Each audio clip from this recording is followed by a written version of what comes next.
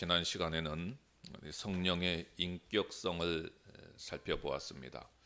그러니까 한마디로 말하면 성령은 인격을 가지고 계신 분이다는 말씀입니다. 자, 오늘은 성령의 신성에 대해서 살펴봅니다. 성령님도 신성을 가지고 계시다는 말씀입니다. 당연한 이야기인 것 같지만은 우리가 왜 이 부분을 설명해야 되느냐 하면은 성부 하나님 또 성자 예수님에 대한 신성의 부분은 아무도 의심 없이 받아들입니다. 그러나 거기에 비해서 성령의 신성에 대해서는 잘 이야기하지 않습니다. 하지만 우리가 삼위일체 교리 하나만을 보더라도 성령의 신성을 우리가 충분히 이야기할 수 있고 성령의 신성은 당연한 것이다 하는 것을 우리가 알 수 있지요. 삼위일체 교리에서 성부, 성자의 신성을 우리가 이야기한다면 당연히 성령도 이 신성에 대한 부분을 이야기하지 않을 수가 없다는 것입니다. 그래서 우리는 이 성령의 신성을 다시 한번 우리가 말씀을 통해서 분명하게 정립하고 또 정리할 수 있었으면 합니다. 먼저 첫 번째로 좀 생각해 볼 것은 성령의 신성에 대한 증거입니다. 몇 가지의 증거를 우리가 좀 찾아볼 수가 있는데요. 가장 먼저 첫 번째는 성경 자체가 성령의 신성을 명확하게 주장하고 있습니다. 자, 아나니아와 삽비라의 사건을 우리가 한번 볼 필요가 있습니다.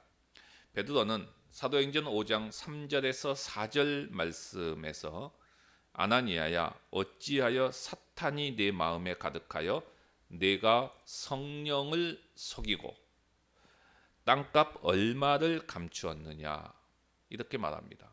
그리고 나서 이어서 이것은 사람에게 거짓말한 것이 아니요 그 다음 중요한 말씀 하나님께로다 라고 말씀하고 있습니다. 하나님께로다. 그러니까 성령을 속이는 것을 하나님께 거짓말한 것이다 라고 이렇게 표현하고 있지요. 사실 이 베드로가 성령을 속이는 행위에 대해서 이야기하고 싶은 것은 너희들의 그 끔찍한 행위는 그저 우리 사도들과 다른 그리스도인들만 속이고 있다고 생각을 하지만은 사실은 하나님을 속이고 있는 것이다는 것을 말하는 것입니다. 그러니까 여기서 지금 성령과 하나님을 동일시하고 있지요. 그러므로 성령이 하나님이시다는 명백한 진술이 되어지지요. 그분은 성령 하나님이시다 하는 것입니다.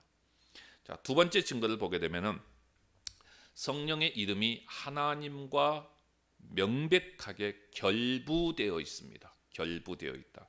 우리가 방금 보았던 아나니아와 삽비라의 사건에서도 성령과 하나님이 함께 결부되어 등장하고 있습니다. 그러니까 이것은 성령의 인격성을 확증할 뿐만이 아니라 동시에 신성을 증명해 줍니다. 그러니까 이 성령의 이름이 성령입니다. 성령의 이름이 하나님과 결부되어 있는 것은 사실 세례 신조나 그리고 사도적인 축도에서도 우리가 볼 수 있지만은 굳이 우리가 성경을 하나 찾아본다면 고린도전서에서 분명히 볼 수 있습니다. 고린도전서 12장 4절에서 6절을 보시면은 은사는 여러 가지나 성령은 같고 그 다음에 또 사역은 여러 가지나 모든 것을 모든 사람 가운데서 이루시는 하나님은 같으니 이렇게 말씀하죠. 그러니까 이 일을 하시는 분이 한 번은 성령으로 언급하고 있고 다음 순간에는 하나님이라고 나오고 있지요. 그러니까 모든 것을 모든 사람 가운데서 이루시는 분은 성령 하나님이시다 라는 말씀이지요. 그러므로 성령은 하나님이시고 그의 신성이 분명하게 증명되고 있다 하는 것입니다. 세 번째로는 하나님의 속성이 성령께 돌려집니다.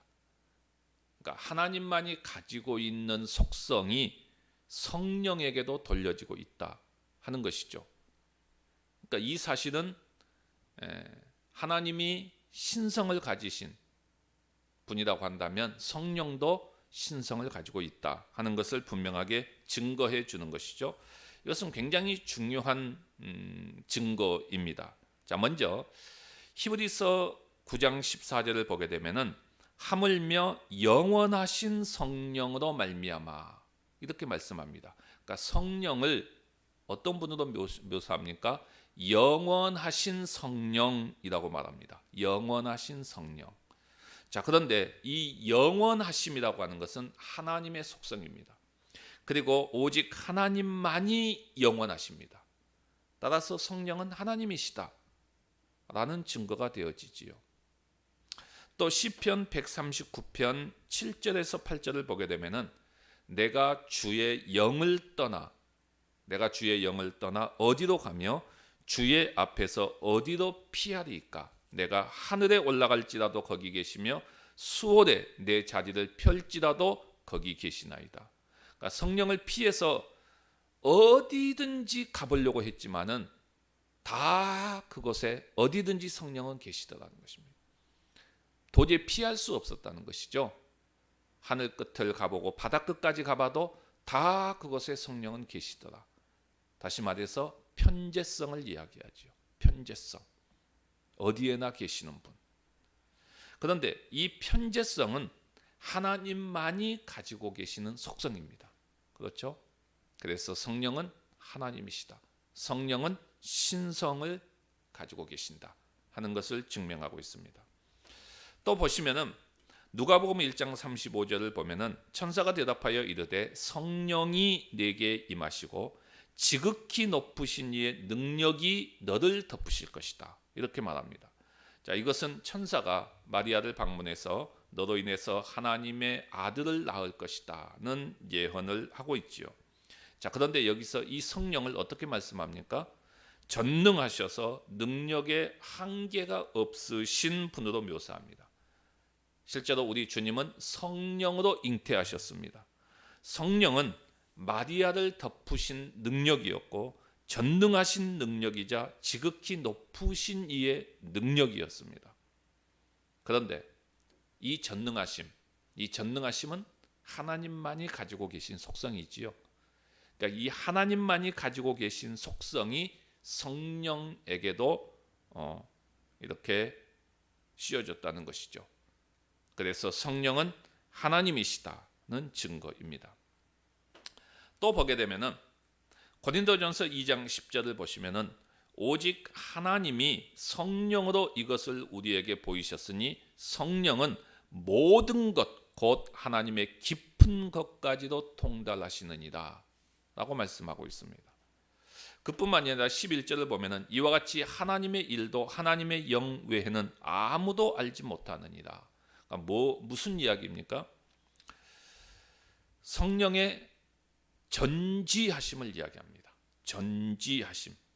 그러니까 오직 성령만이 하나님의 일을 알기 때문에 그분의 지식은 하나님의 지식과 동등하다 하는 것을 이야기하지요.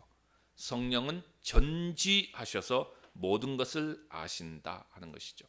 그런데 이 전지하심 이것은 하나님만이 가지고 계신 속성입니다. 따라서 성령은 하나님이시다라고 말합니다. 여러분, 하나님만이 가지고 있는 속성, 우리가 이미 하나님에 대해서 살펴볼 때에 하나님만이 가지고 계시는 속성을 이야기했습니다. 이것은 비공유적인 속성이죠. 그러니까 하나님도 가지고 있고 우리의 인간도 가지고 있는 속성은 공유적인 속성입니다. 그런데 하나님만이 온전히 가지고 있는 속성, 우리에게는 없는 속성, 그것을 비공유적인 속성이라고 하지요. 대표적인 하나님의 비공유적인 속성, 우리가 이야기했던 이 네 가지였습니다. 영원하심, 전능하심, 그 다음에 편재성, 그리고 전지하심. 그런데 이 하나님만이 가지고 계신 모든 속성이 성령님께도 그대로 나타납니다. 그래서 성령도 하나님이시다. 성령의 신성을 우리에게 증명해 주고 있습니다. 자, 네 번째 증거는 성령은 또 하나님만이 하실 수 있는 일을 하십니다. 이걸 통해서 성령의 신성을 우리는 증거할 수 있지요. 자, 성경에 기록된 성령이 하신 몇 가지 일들을 우리가 좀 한번 보게 되면은 오직 하나님만이 하실 수 있는 일들입니다. 자, 우선 창조입니다. 창조 사역. 자, 창세기 1장 2절에 보면은 하나님의 영은 수면 위에 운행하시니라. 여기서 영은 성령이지요. 그런가 하면 욥기 33장 4절에 보면은 하나님의 영이 나를 지으셨고 전능자의 기운이 나를 살리시느니라. 자, 이것은 성령의 창조 사역을 말합니다. 하나님만이 창조 사역을 하신 것이 아니라 성령님도 함께 창조 사역을 하셨다는 것이죠. 그래서 성령이 하나님이시다는 증거입니다. 그리고 우리가 중생이라고 말하는 이 거듭남의 특별한 역사가 바로 성령의 역사임을 우리는 기억해야 됩니다. 요한복음 3장 5절에 보면은 사람이 물과 성령으로 나지 아니하면 하나님 나라에 들어갈 수 없느니라라고 말합니다. 중생은 성령의 활동입니다. 성령의 거듭남을 주십니다. 다시 말해서 앞에서 이야기했던 것은 원래의 창조죠. 원래의 창조, 창세기에서 이야기하고 있거나 또 욥기서에서 이야기하고 있던 것은 하나님께서 이 세상을 창조하신 원래의 창조 사역입니다. 그러니까 이 창조 사역에 성령님도 함께 동참하신 것이죠. 그런가 하면은 중생으로 말하는 이 거듭남의 특별한 역사, 이런 것들은 바로 재창조 사역입니다. 재창조 사역. 그러니까 이 두 가지가 모두 다 성령의 특별한 사역이다 하는 것입니다. 이걸 통해서 우리는 성령의 신성을 우리는 증거할 수 있다는 것입니다. 또 한 가지는 영감을 주시는 일도 성령의 사역임을 분명히 기억해야 됩니다. 자, 베드로후서 1장 20절과 21절에 보면은 먼저 알 것은 성경의 모든 예언은 사사로이 풀 것이 아니니 예언은 언제든지 사람의 뜻으로 낸 것이 아니요 오직 성령의 감동하심을 받은 사람들이 하나님께 받아 말한 것임이니라. 이렇게 말합니다. 그러니까 모든 성경은 성령의 영감으로 되어지고 그리고 무오하게 통제된 저자들에 의해서 기록되었습니다. 성령님께서 그렇게 하셨습니다. 그렇기 때문에 성경의 무오성이라고 하는 교리가 존재하는 것이고 이것은 성령이 하나님이시라는 분명한 증거인 것이죠. 진리를 주시고 그 진리를 기록하는 사람들을 영감시키는 것은 하나님만이 하실 수 있는 일입니다. 그런데 이 일을 성령께서 하신 것이죠. 마지막 하나를 더 본다면 부활 역시 성령의 역사로 간주됩니다. 자, 로마서 8장 11절을 보게 되면은 예수를 죽은 자 가운데서 살리신 이의 영이 너희 안에 거하시면 그리스도 예수를 죽은 자 가운데서 살리신 이가 너희 안에 거하시는 그의 영으로 말미암아 너희 죽을 몸도 살리시리라. 로마서 1장 4절에서도 동일한 말씀을 하십니다.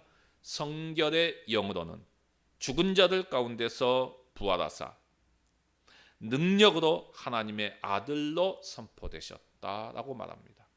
그러니까 이처럼 성령이 신적인 일을 하신다는 것을 통해서 성령은 하나님이시다라는 것이 증명이 됩니다. 자, 우리는 이렇게 해서 성령은 인격이시다는 것에 이어서 성령은 신성을 가지고 계신다. 성령의 신성을 우리가 살펴보면서 그 성경의 증거들을 우리가 함께 보면서 성령은 인격적인 신성이시라고 하는 결론에 도달하게 되어진 것입니다.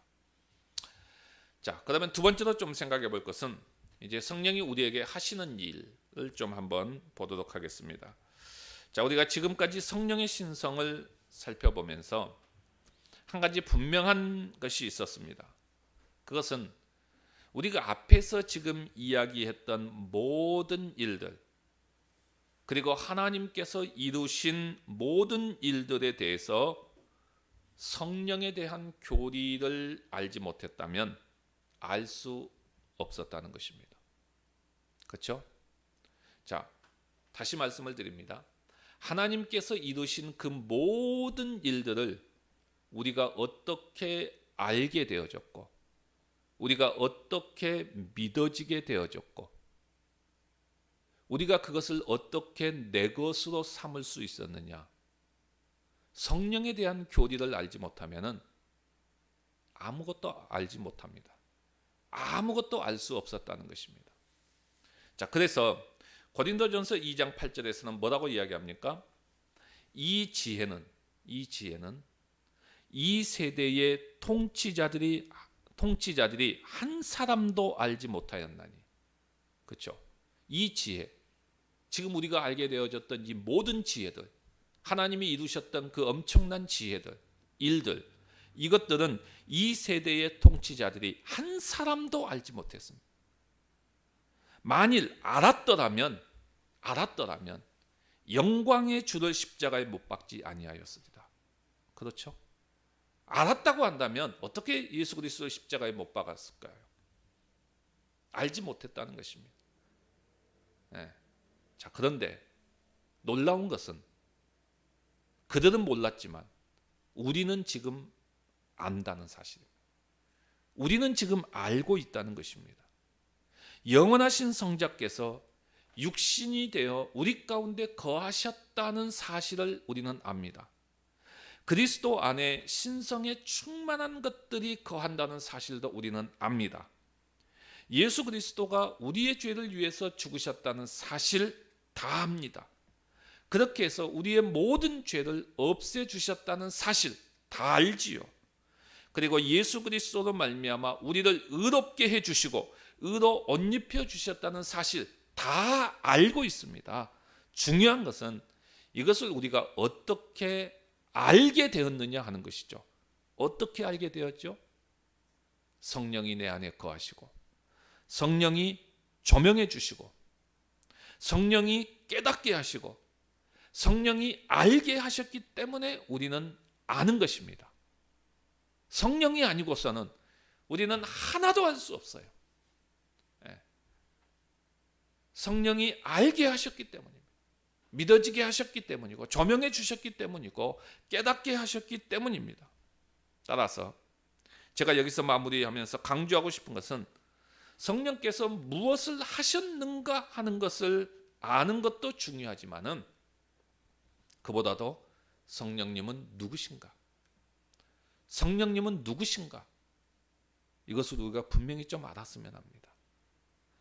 왜 제가 이 이야기를 하냐면은, 자, 여러분, 예수 그리스도께서 우리를 구원하기 위해서 육신의 몸을 입고 성육신해서 이 땅에 오셨다는 사실을 우리는 굉장히 중요하게 다룹니다. 그래서 우리가 이것을 기념해서 감사하고 성탄절을 지킵니다. 그렇죠? 그런데 성령께서도 마찬가지입니다. 성령께서도 마찬가지로 내 안에 거하시기 위해서 오셨습니다.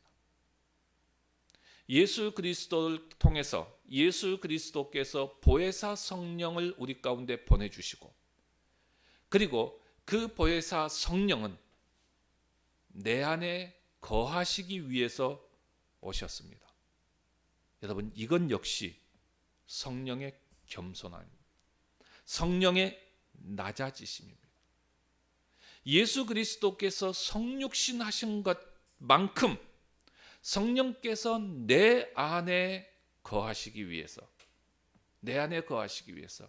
낮아지신 것. 그래서 나로 하여금 알게 하시고 깨닫게 하시고 이해되게 하시고 믿어지게 하시고, 이 모든 것들, 이 성령의 낮아지심 우리가 중요하게 다루어야 됩니다. 별로 이 부분에 대해서 우리가 깊이 생각하지 않습니다. 성령님이 어떤 분이신가 하는 것을 우리가 분명히 좀 알았으면 좋겠습니다. 그래서 고린도전서 6장 19절에 보면 이렇게 이야기합니다. 너희 몸은 너희가 하나님께로부터 받은 바 너희 가운데 계신 성령의 전인 줄을 알지 못하느냐. 성령이 우리 안에 거하시기 때문에 우리는 성령의 전입니다. 성령의 전인 거예요. 우리 한 사람 한 사람들이 성전인 것입니다. 성령이 거하는 전입니다. 성령은 우리 안에 거하십니다. 성육신과 더불어서 우리가 구원받고 우리를 가르치고 우리를 인도하고 우리를 깨닫게 하고 하나님의 자녀가 되도록 하기 위해서 일어난 이 성령의 낮아지심, 이 성령의 겸손하심, 이걸 우리가 한순간도 잊지 말고 기억하면서 우리가 살아가며 그리고 성령을 구하며 삶을 이루어가는 우리 모두가 되시기를 주님의 이름으로 간절히